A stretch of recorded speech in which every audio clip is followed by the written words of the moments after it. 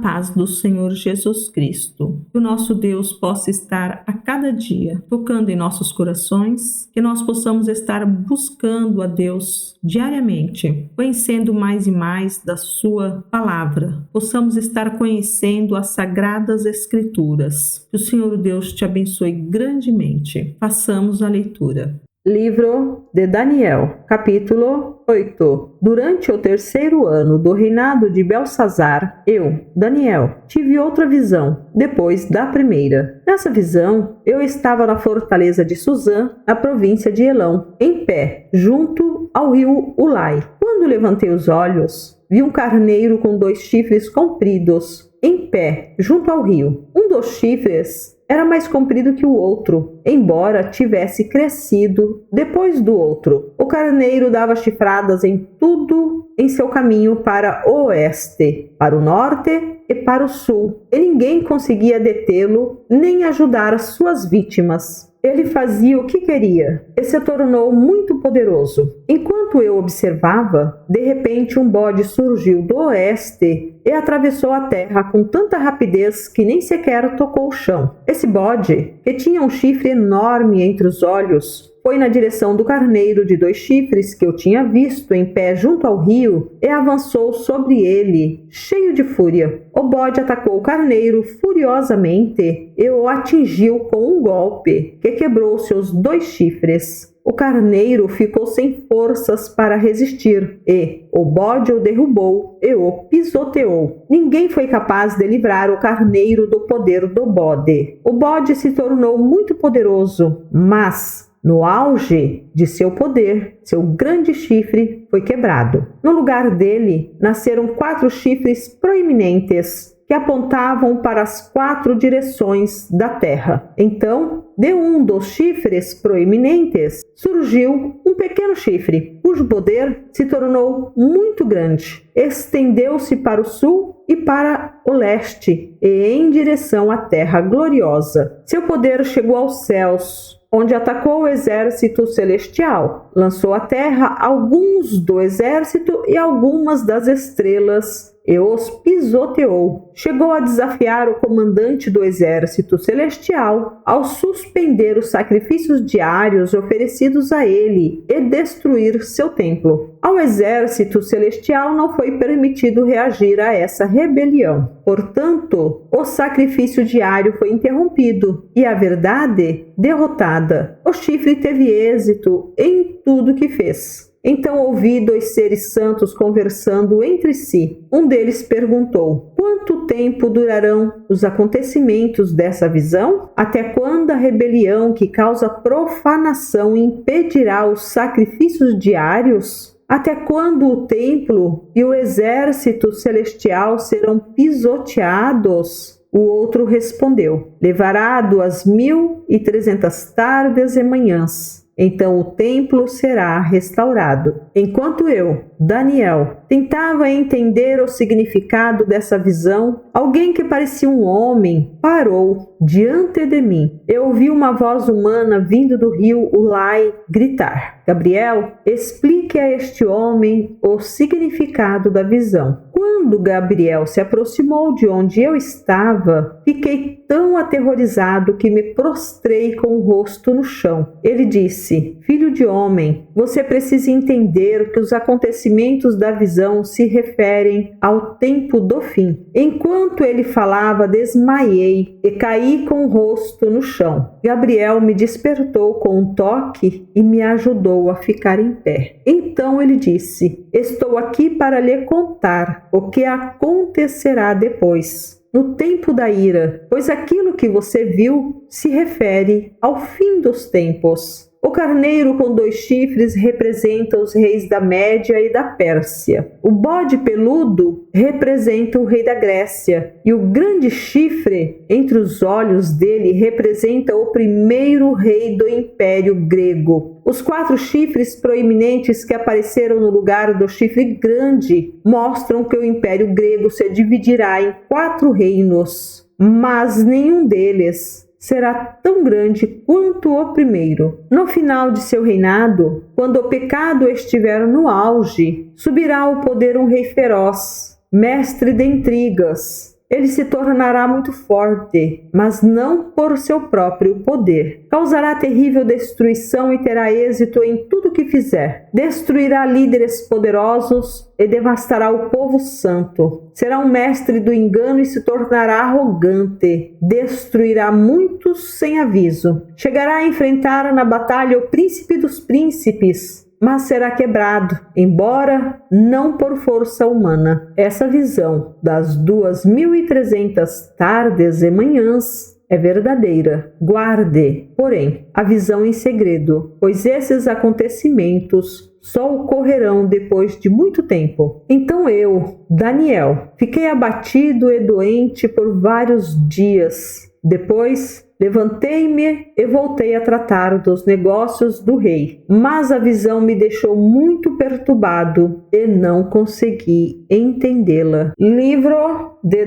Daniel, capítulo 9. Era o primeiro ano do reinado de Dario, o Medo, filho de Assuero, que se tornou rei dos babilônios. Nesse primeiro ano, eu, Daniel, ao estudar a palavra do Senhor revelada ao profeta Jeremias, compreendi que Jerusalém devia permanecer desolada por 70 anos. Então me voltei para o Senhor Deus e supliquei a Ele com oração e jejum. Também vesti pano de saco e coloquei cinzas sobre a cabeça. Orei ao Senhor, meu Deus, e confessei: ó Senhor, és grande e temível. Tu guardas tua aliança de amor leal para com os que te amam e obedecem a teus mandamentos. Contudo, nós pecamos e fizemos o mal. Fomos rebeldes contra ti e desprezamos teus mandamentos e estatutos. Não demos ouvidos a teus servos, os profetas, que falaram em teu nome a nossos reis, príncipes, antepassados e a todo o povo da terra. Senhor, tu és justo, mas, como vês, nosso rosto está coberto de vergonha. Todos estamos envergonhados, incluindo os habitantes de Judá e de Jerusalém e de todo Israel, espalhados em lugares próximos e distantes, para onde tu nos enviaste por causa de nossa deslealdade contigo. Ó Senhor, nós, nossos reis, príncipes e antepassados, estamos cobertos de vergonha porque pecamos contra ti. Mas o Senhor, nosso Deus, é misericordioso e perdoador. Embora tenhamos nos rebelado contra ele, não obedecemos ao Senhor, nosso Deus, pois não seguimos as leis que ele nos deu por meio de seus servos, os profetas. Todo Israel desobedeceu às tuas leis, desviou-se e não quis ouvir tua voz. Por isso, agora as maldições solenes e os juízos escritos na lei de Moisés, servo de Deus, foram derramados sobre nós por causa de nosso pecado. Tu cumpriste tua palavra e fizeste conosco e com nossos governantes exatamente como havias advertido. Nunca houve calamidade tão terrível quanto a que aconteceu em Jerusalém. Todas as maldições escritas contra nós na lei de Moisés se cumpriram e, no entanto, não quisemos buscar a misericórdia do Senhor, nosso Deus. Não nos afastamos de nossos pecados, nem reconhecemos sua verdade. Portanto, o Senhor trouxe sobre nós a calamidade que havia preparado. O Senhor, nosso Deus, foi justo em fazer todas essas coisas, pois não lhe obedecemos. Ó Senhor, nosso Deus, tu trouxeste honra duradoura para teu nome ao resgatar teu povo do Egito com grande demonstração de poder. Mas nós pecamos e estamos cheios de maldade. De acordo com toda a tua justiça, Senhor, desvia tua ira furiosa de Jerusalém, tua cidade e teu santo monte. Como resultado de nossos pecados e dos pecados de nossos antepassados, todas as nações vizinhas zombam de Jerusalém e de teu povo. Ó nosso Deus, ouve a oração de teu servo, ouve minha súplica. Por causa de ti mesmo, Senhor, volta a olhar com bondade para teu santuário desolado. Ó meu Deus, inclina-te e ouve-me. Abre teus olhos e vê nossa desolação. Vê como nossa cidade, a cidade que leva teu nome, está em ruínas. Fazemos esta súplica não porque merecemos, mas por causa de tua misericórdia. Ó Senhor, ouve. Ó Senhor, perdoa. Ó Senhor, atende-nos e age. Por causa de ti mesmo, não te demores. Ó meu Deus, pois teu povo e tua cidade carregam teu nome. Continuarei a orar e a confessar meu pecado e o pecado de meu povo, Israel, suplicando ao Senhor, meu Deus, por Jerusalém, seu santo monte. Enquanto eu orava, Gabriel, que eu tinha visto na visão anterior, veio a mim depressa, na hora do sacrifício da tarde. Ele explicou: Daniel, vim lhe dar percepção e entendimento. Assim que você começou a orar, foi dada uma ordem, e agora estou aqui para lhe dizer qual foi essa ordem, pois você é muito precioso para Deus. Ouça com atenção para entender o significado de sua visão. Um período de 70 semanas de 7 foi decretado ao seu povo e à sua cidade santa para dar fim à rebelião, acabar com o pecado, fazer expiação por sua culpa, trazer justiça eterna, confirmar a visão profética e ungir o lugar santíssimo. Agora ouça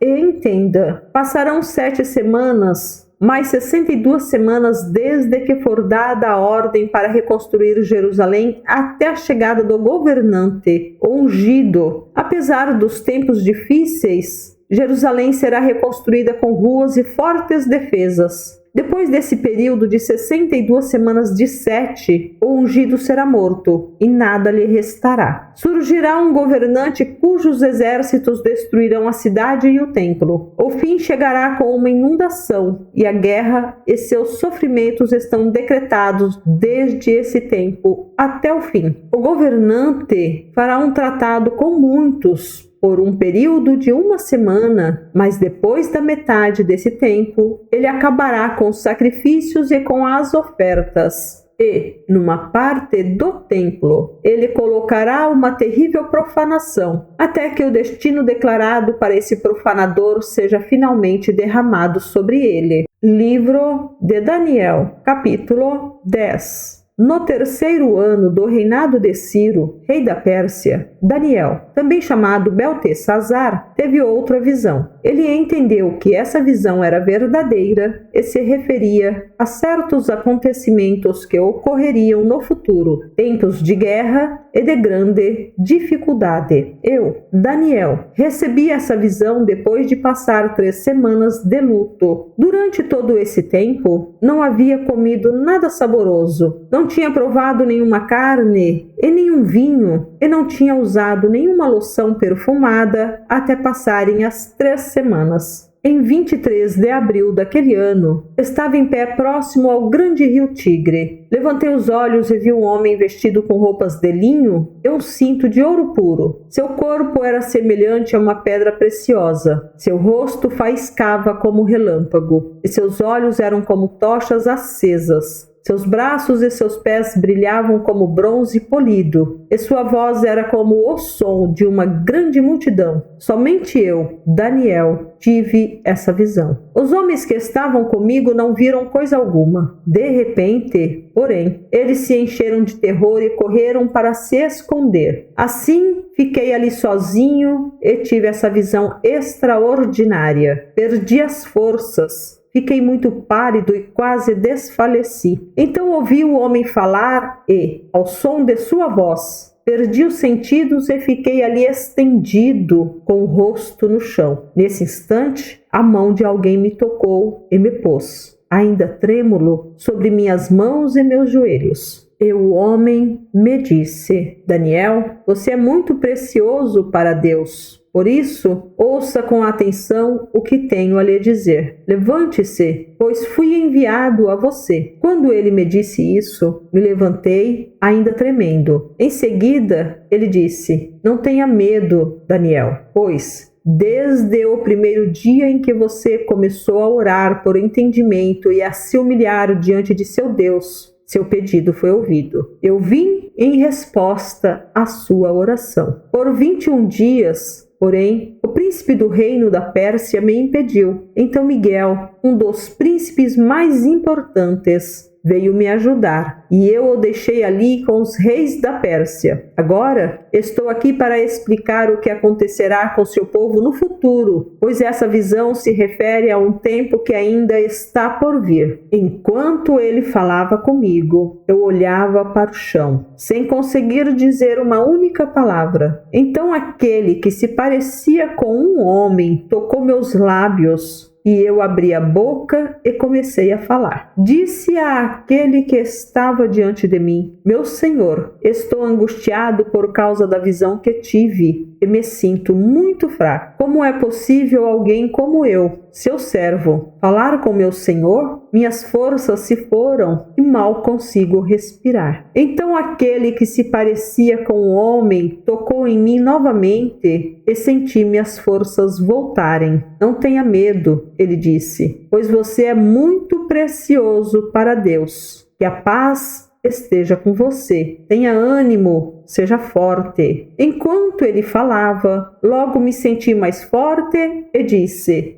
Fale, meu Senhor, pois me fortaleceu. Então ele disse: Você sabe por que eu vim? Em breve terei de voltar para lutar com o príncipe do reino da Pérsia. E, depois disso, virá o príncipe do reino da Grécia. Mas agora lhe direi o que está escrito no livro da verdade. Ninguém me ajuda na luta contra esses príncipes, exceto Miguel, o príncipe de vocês.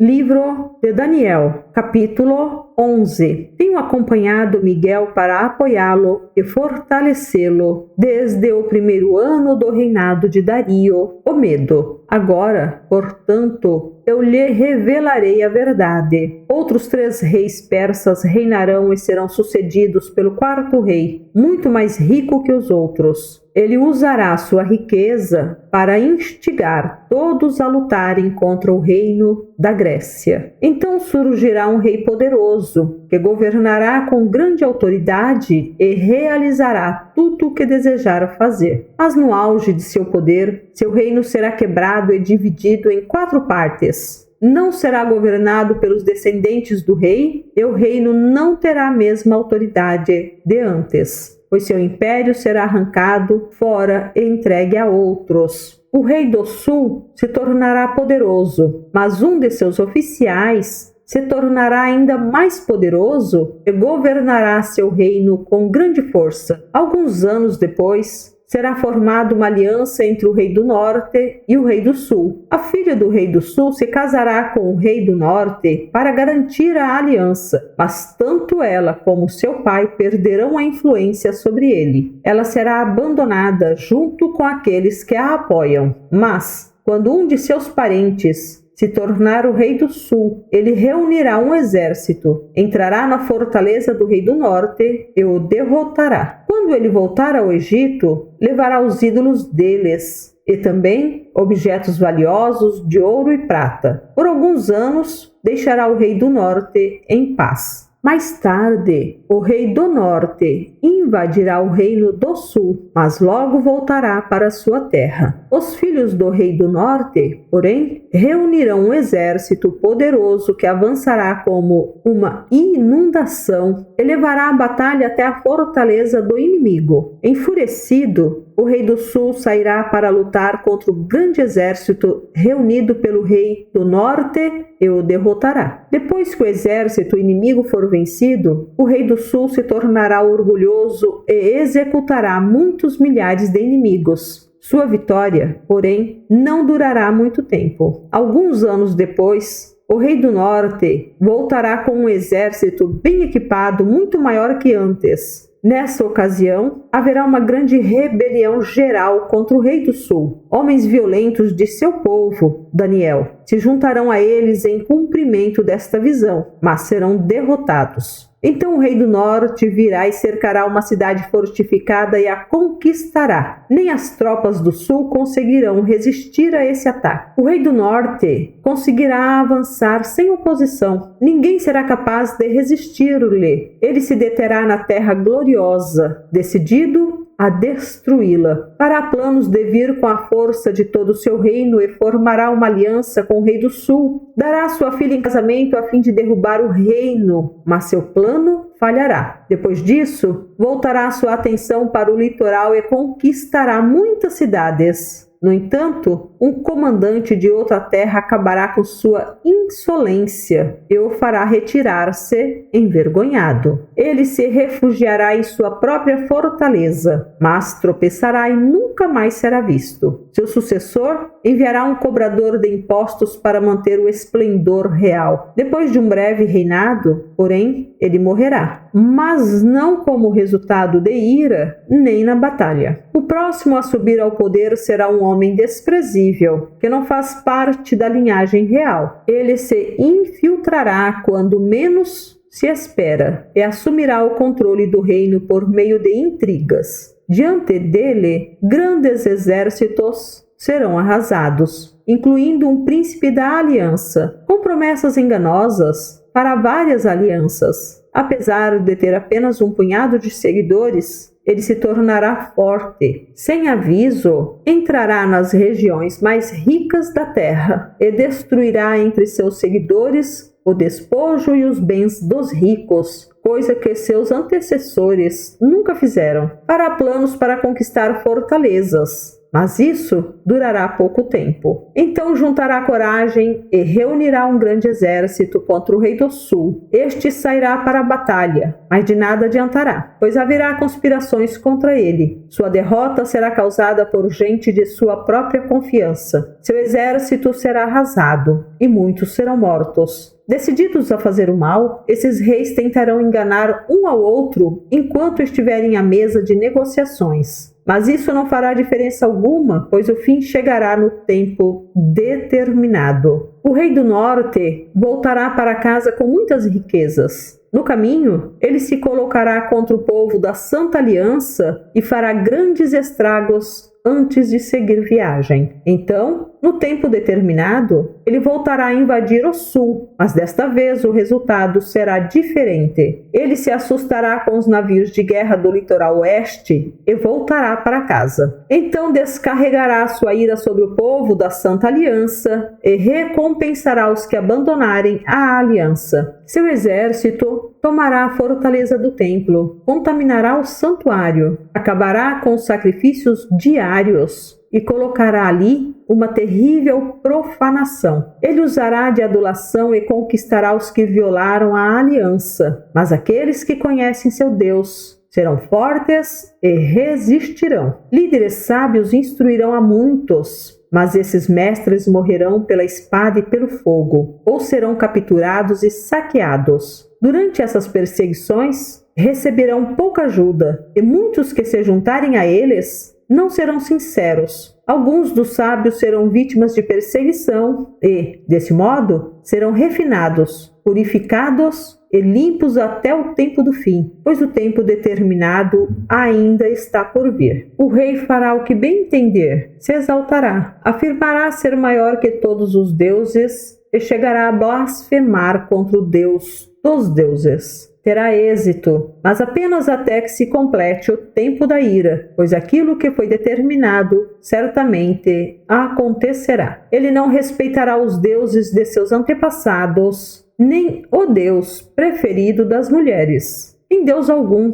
pois dirá que é maior que todos eles. Em lugar deles, adorará o Deus da fortaleza, um Deus que seus antepassados não conheceram. Ele dará honras com ouro, prata, pedras preciosas e presentes caros. Dizendo contar com a ajuda desse Deus estrangeiro, atacará as fortalezas mais poderosas. Honrará os que se sujeitarem a ele, os nomeará para cargos de autoridade e dividirá a terra entre eles como recompensa. Então, no tempo do fim, o rei do sul lutará contra o rei do norte. O rei do norte atacará com carros de guerra e seus condutores e com muitos navios. Invadirá várias terras e as arrasará como uma inundação. Entrará na terra gloriosa e muitas nações cairão, mas Moabe, Edom e a maior parte de Amon escaparão. Ele conquistará muitos países e nem mesmo o Egito escapará. Tomará para si o ouro, a prata e os tesouros do Egito, e os líbios